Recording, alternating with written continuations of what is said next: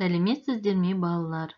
Бүгін сабақтың тақырыбы «Маған думан ұнады». Сабақтың мақсаты мұғалімнің көмегімен оқыған немесе тыңдаған көру материалдары бойынша сөз тіркестерін жазу. Бүгін сабақтың жаңа сөздері: ұнады, понравился, ұнамады, не понравился, бардым, ходил, ходила, бармадым, не ходила, не ходил, көрдім, видел, видела, көрмедім, не видел, не видела. Жаңа сөздерді дәптерге, сөздік дәптеріне жазамыз. Және жаңа сөздермен сөз тіркестерін құрастырамыз. Ендеше қараңыздар. Маған ұнады, маған ұнамады. Мұхитаралды көрдім, мұхитаралды көрмедім. Думанға бардым, думанға бармадым. Жақсы балалар, келесі диалогты жүргізіп оқимыз. Әлібек, саған думан ұнады ма?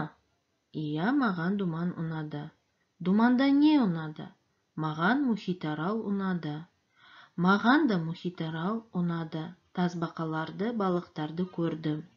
Маған балықтар ұнады. Әлібек, саған көп рахмет. Демалыс күніміз жақсы өтті.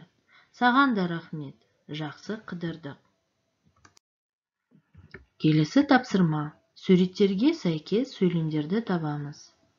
Олар саябақта қыдырды. Бұл қандай сурет болады? Ол думанға бармады. Оған думан ұнады.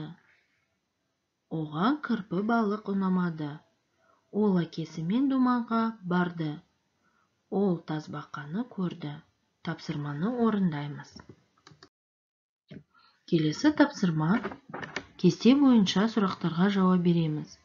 Саған мұхитаралда не ұнады? Және не ұнамады? Осы сұрақтарға ауызша жауап береміз. Келесі тапсырма жазбаша. Көп нүктенің орнына қажетті сөздерді қойып жазамыз. Дәптерді ашып жазып аламыз. Ендеше тексереміз. Әлібек пен Саша дос. Олар думанға барды. Саша мұхитаралды көрді. Мұхитаралда көп кірпі балық бар. Оған балық ұнады. Әлібекке үлкен тасбаққа ұнады. Өте жақсы балалар. Ендеше кері байланыс. Барлығы түсіндім десеңіз, дәптерінде жасыл алманың суретін саламыз. Енді түсініп келемін. Сары алманың суретін саламыз. Мүлдем түсінбедім. Қызыл алманың суретін саламыз. Неге тапсырма? 119 бетте 5 тапсырма. Ауылдағы досына думанға барғанын жайлы хат жаз. Сабақ аяқталды. Сау болыңыз, балалар.